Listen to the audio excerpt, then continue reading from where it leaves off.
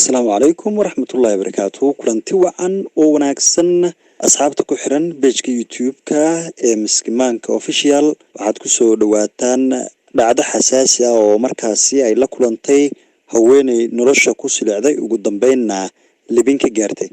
haddaba haweeneydaasi maxay samaysay? Helen waa hooyo 3 caruur ah ay dhashay oo ay waliba aabba la'aan korsatay. hal mar ayay si lama filaan ah ay uga wada geeriyoodeen.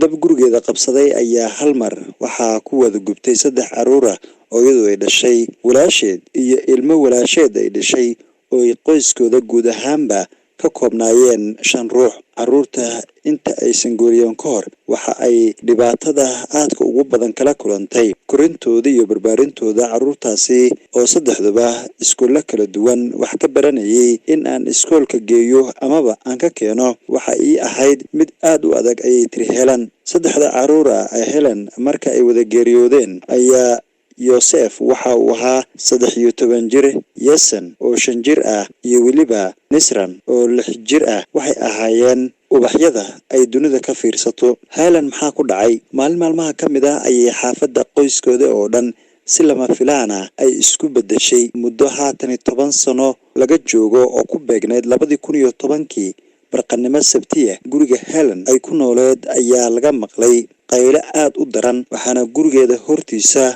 ku urursanaa dad badan oo ka soo jeeda dalka Itoobiya oo ku noolaa gobolka Seattle. xilliga ay dhacaysay arrintan naxdinta leh, hooyada iyo ilmaha ay dhashay oo leh caruurteeda ayaan rabaa oo hadba dhinaca ordaysa. dumar badan ayaa isku dayay in ay dejiyaan. ayaan arkayay ayuu yiri wariye ka tirsan wargeyska Times oo dhacdadaasi faallada ka qoray goobjoog ahaa. shilka dambe marka uu dhacay, Helen 5 qof oo faamiligeeda ah oo 3 caruurteeda ay dhashay ay ku jiraan ku weysay ayaa lagu sheegay in uu yahay dabkii ugu weynaa oo muddo 10 sano ah ka dhaca Seattle. Helen waxa ilaa haatan xasuusteeda ka bixila markii ugu dambeysay ee caruurteeda iyo qoyskooda ay ku geeriyoodeen waqtigaasi hal meel. aniga waxa aan si lama filaan ah iigu dhacday waxay ahayd mid awoodeeda ay ka baxsanayd oo aan xamili waayey.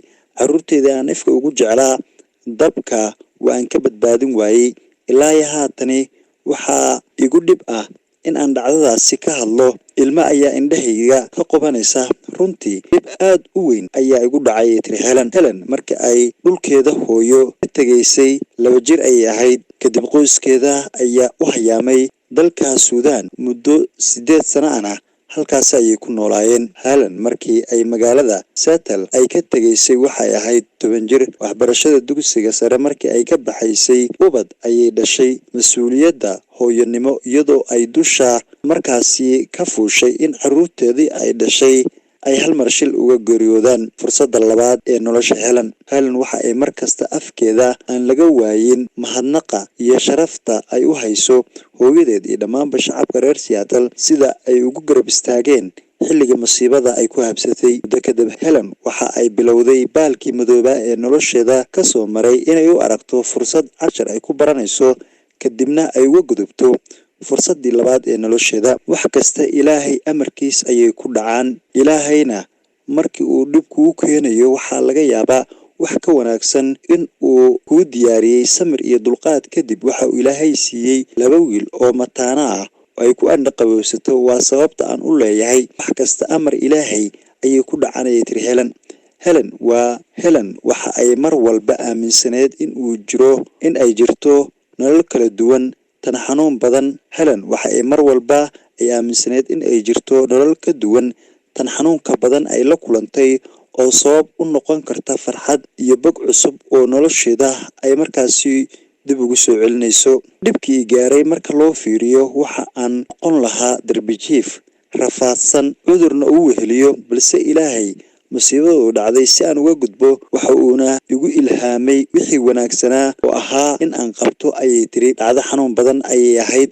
Helen way ilowsiisay oo ay ka simirtay 2 caruurka ay mataanaha ay dhashay. hase yeeshee in muddo ah waxa ay dhibaneed in ay aaminto in caruurta mataanaha iyadoo ay dhashay ay ilmaheedu yihiin, iyada oo hooyada mar walba u beer nugul ubadka ay dhashayna aysan ka samri karin, haddana intii karaankeeda way adeysatay ayay tiri. Helen waxa ay qaadatay go'aan geesinimo leh. Waxaan ku fakeray in aan dalkayga hooyo halkii waalidiintaydu ay ka soo jeedeen inaan ka aasaaso xarun caafimaad hooyada iyo dhallaanka lagu daaweeyo. Awoodayda oo dhan waxaan isugu geeyey in fikirkayga aan ka midho dhaliyo. Ugu dambeyntii magaalada ay waalidiintayda ka soo jeedaan waxa ay ka dhistay xarun caafimaad oo in muddo ah dadaalkeeda ay gelisay. Xaruntaasi caafimaad Helen ay dhistay waxaa haatani ay bixisaa adeega caafimaadka oo dhammaystiran, balse fikirkii Helen ay damacsan tahay inta kuma eka, balse waxa ay rajaynaysaa howlo kasii waaweyn inay ka qabato dalkeeda hooyo ee Itoobiya. Guud ahaan intaas ayaan kusoo gabagabeynayaa barnaamijkii koobnaa amaba warbixinta aynu kaga hadlaynay weynay nolosheeda ku silicday ugu dambeynna libinka gaartay. Fadlan haddaad ku cusubtahay subscribe saar si aad halkan ugula socotid warbixinada xiisaha leh ee soo gelino.